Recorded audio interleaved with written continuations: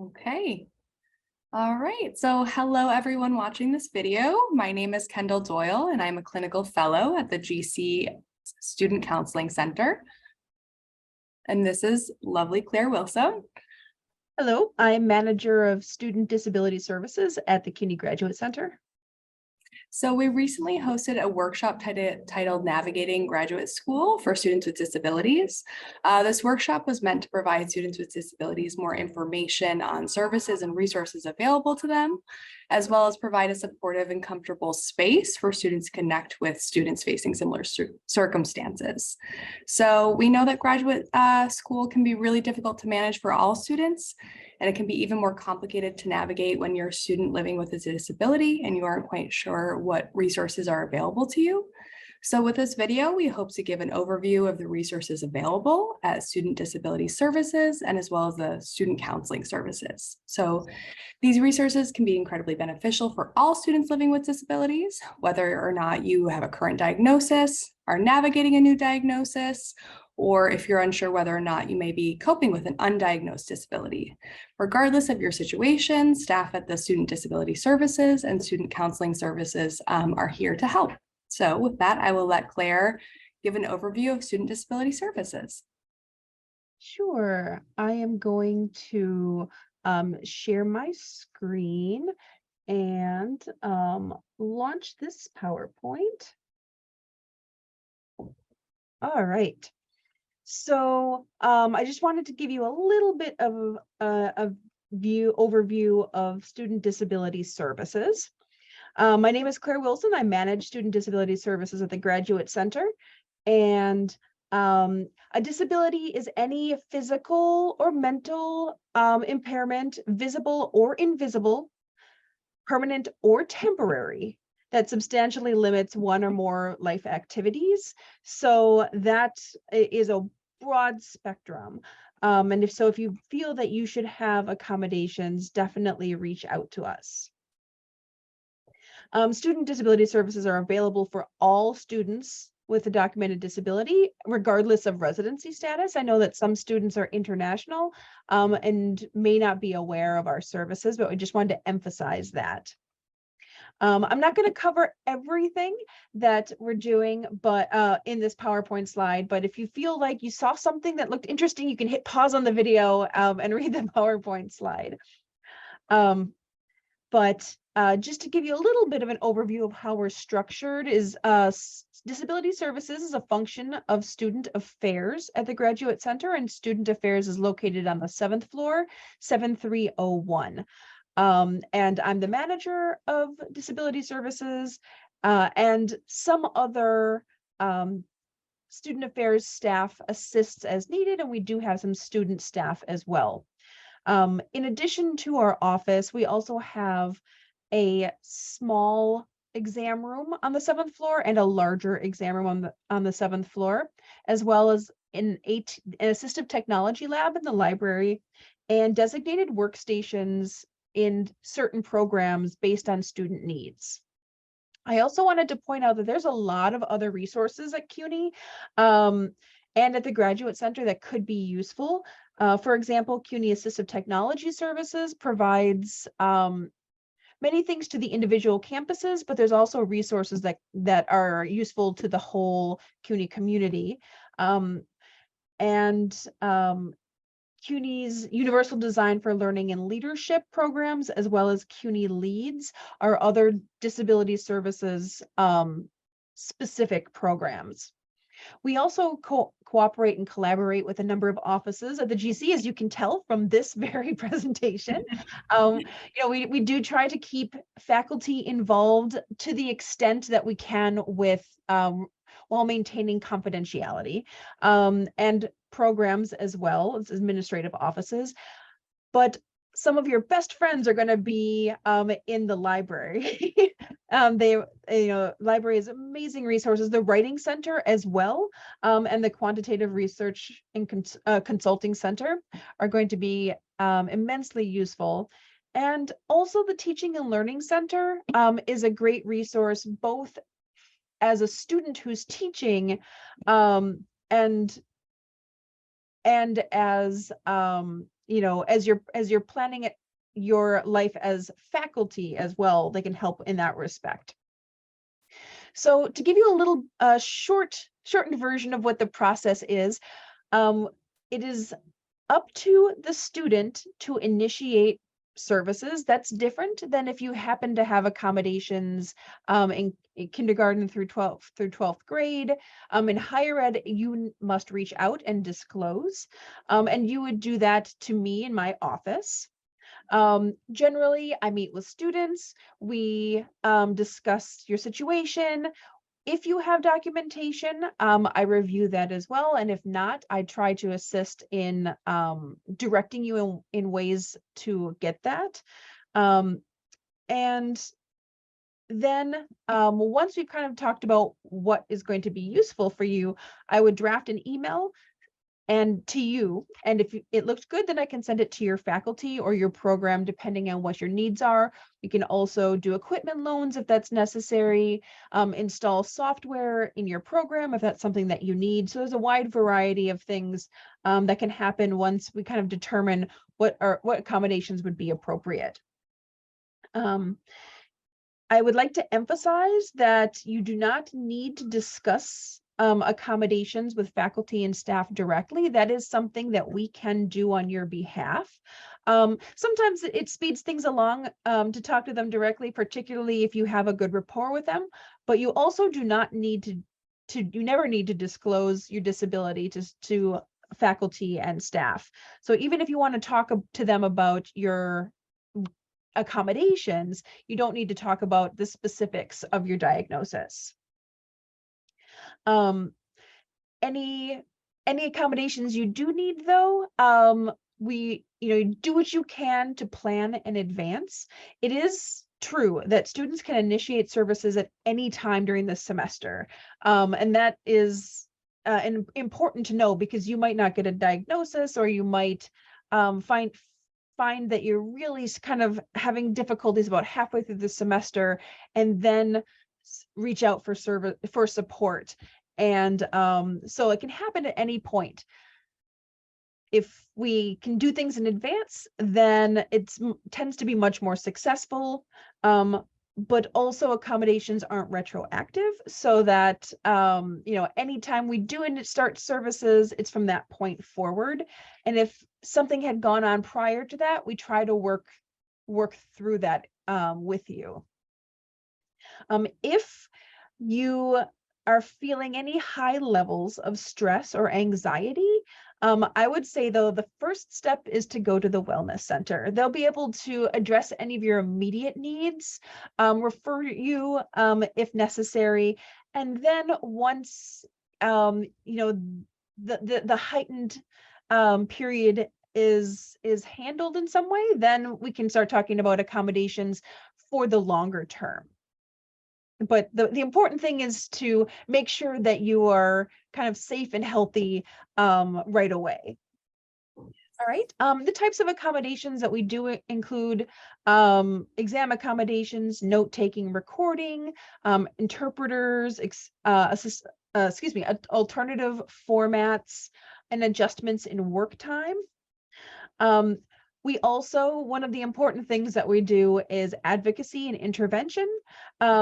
With regards to your program, sometimes we act as a middleman, as I mentioned, and we can advocate for adjustments like a reduced course load, as well as more time to reach milestones, such as, if you are supposed to take your first exam or your second exam, or have your proposal in at a certain point, that's where we can say, an appropriate accommodation would be more time, so an extra semester or something like that. And I wanted to point out that there is a difference between academic and employment accommodations. So our office oversees academic accommodations. Employment, however, with regards to fellowships or adjuncting, is technically an HR. It's in their purview. However, with regards to fellowships, since our office tends to work closely with students, I'm in a position where I can make recommendations. And sometimes we don't need to work, we don't need to involve HR if we can work directly with the fellowship office or with your program or the chair at the program where you might be teaching, and we can kind of make adjustments in that way. Just wanted to emphasize that confidentiality is key. We will not disclose a student's disability when communicating with faculty or program staff unless you request it. And you are not required to disclose information about a disability to faculty or program staff. You may choose to disclose, though. I know that for some of you, disability is really part of your identity, and you want people to know that, and you want people to be aware of people with disabilities in general. But others of you may not want to disclose, and we respect either choice. All right, and this is just my contact information. As I said, I am on the 7th floor. My direct email is cwilson1@gc, and our general is disabilityservices@gc. And our website is cuny.is/ and actually that's old. It is now GC, Disability Services. They updated it to include the GC.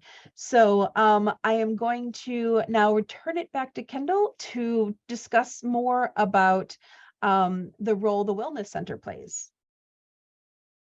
Thank you, Claire. Yes, so thank you for that beautiful overview. And as Claire mentioned, if you have further questions about that, please do not hesitate to reach out. We'll make sure that contact information for both of our centers is accessible and easily available.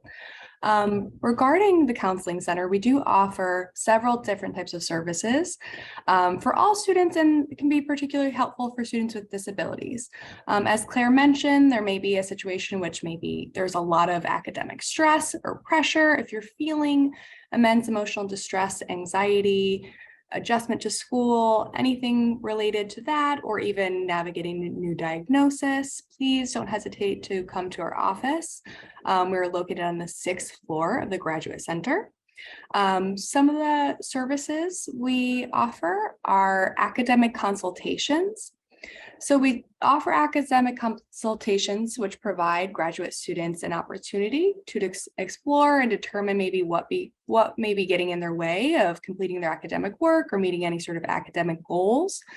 So examples of some, commonly discussed issues may be procrastination, time management, learning how to advocate for yourself as a student with disability, maybe navigating courses as a grad student and having to, if you want to disclose to professors, or maybe having to kind of navigate conversations with mentors on work expectations as it relates to disability status. Other common themes may be organizing, planning multiple tasks, managing distractibility, or managing difficulties with advisors or cohort members or committee members. So academic consultations are short term. We typically do between 3 and 4 sessions with a clinical fellow at our center to discuss any of these issues, or maybe something that I haven't covered. A lot of students also find that navigating graduate school as a student living with disability can also bring on a lot of stress or emotional challenges. So maybe you're finding yourself overwhelmed with a lot of academic work, potential disability challenges, or maybe identity concerns that arise with a new diagnosis. Whatever the case may be, Student Counseling Center may be able to provide support through individual counseling. So individual counseling, sometimes called psychotherapy or therapy, is a process which you work with a counselor in a non-judgmental, supportive, and confidential environment to explore your feelings, behaviors, beliefs. This can also be a space for students to discuss some common challenges they may face as a student living with disability, work through challenging or influential memories or experiences, create and work towards personal goals, or even learn to engage with others in a more fulfilling way. There's a number of kind of concerns, goals, focuses that students may bring in to counseling services.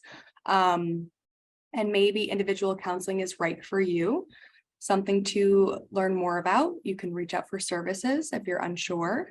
Individual counseling is typically 10 to 12 sessions. It is considered short-term counseling.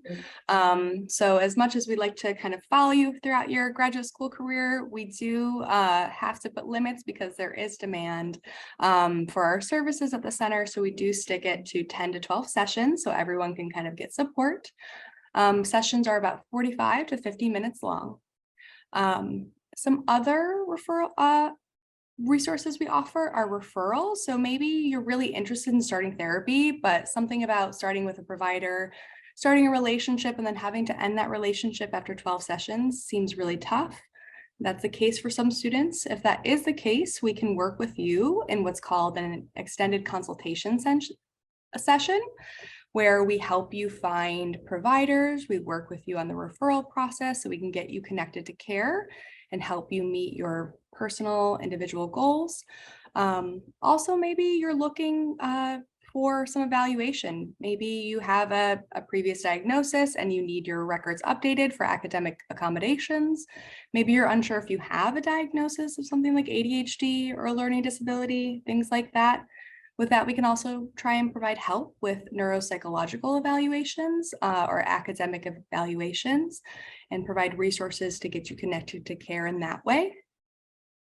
We also work with a great resource called the Care Solace at our center, which is something that you should reach out to for more information, and it can really ease the burden in trying to find referrals, because we know it can be really daunting to have to make doctor's appointments, to have to make tons of calls, to ask questions about insurance and all that jazz. So we do work with some resources and other providers that help us kind of ease the burden of that referral process.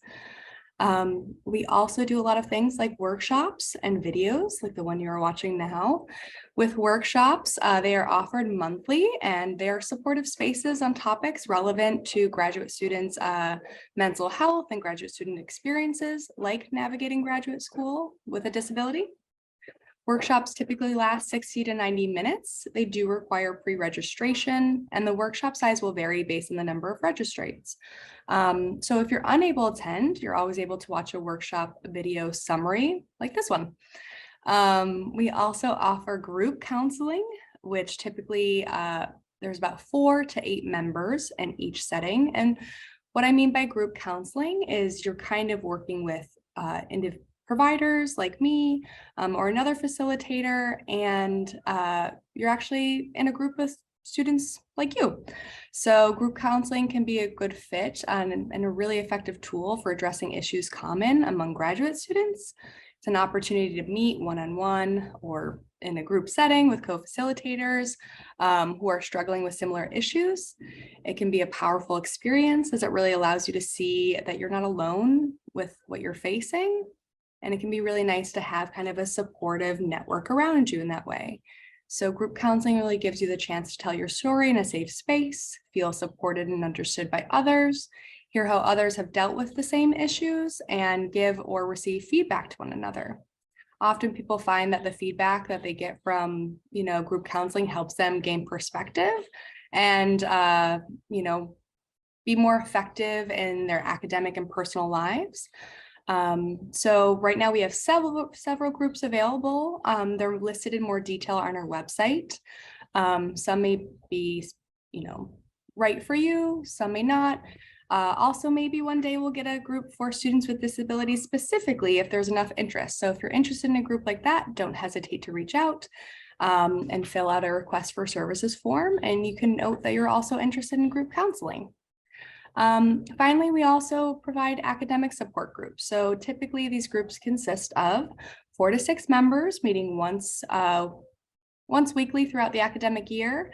And so sessions are about 60 to 75 minutes long, and academic groups provide graduate students with help one-on-one or with 2 co-facilitators, and it offers the opportunity to explore and address with fellow students struggling with similar issues, specific topic areas that may be affecting their academic work, including their roles as instructors or researchers. So we do offer quite, plethora of services for students to choose from, and maybe one of them is right for you.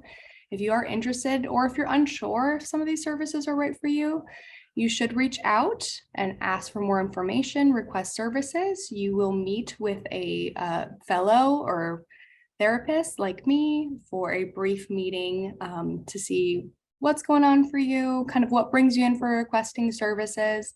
And then we'll discuss some potential options for you in terms of your goals for therapy, your goals for maybe academic work, or whatever else you may be coping with at the time.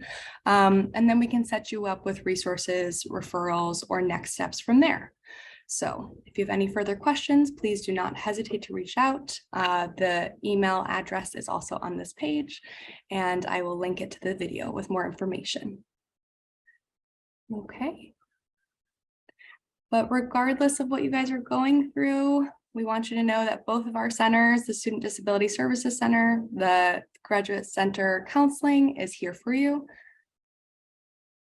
Great. Have a good one. Thank you for joining us. Thank you.